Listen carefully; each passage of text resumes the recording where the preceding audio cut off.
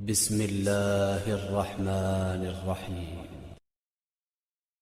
امیر المومنین حضرت علی علیہ السلام نہج البلاغہ کے خطبہ نمبر 42 میں خواہشوں اور لمبی امیدوں کے بارے میں ارشاد فرماتے ہیں، اے لوگو، مجھے تمہارے بارے میں سب سے زیادہ دو باتوں کا ڈر ہے، ایک خواہشوں کی پیروی اور دوسرا امیدوں کا پھیلاؤ۔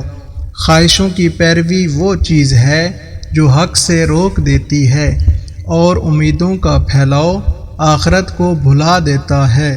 تمہیں معلوم ہونا چاہیے کہ دنیا تیزی سے جا رہی ہے اور اس میں سے کچھ باقی نہیں رہ گیا ہے، مگر اتنا ہے کہ جیسے کوئی انڈیلنے والا برتن کو انڈیلے تو اس میں کچھ تری باقی رہ جاتی ہے، اور آخرت ادھر کا رخ لیے ہوئے آ رہی ہے۔ تو تم فرزند آخرت بنو اور ابنائے دنیا نہ بنو، اس لیے کہ ہر بیٹا روز قیامت اپنی ماں سے منسلک ہوگا۔ آج عمل کا دن ہے اور حساب نہیں ہے، اور کل حساب کا دن ہوگا، عمل نہ ہو سکے گا۔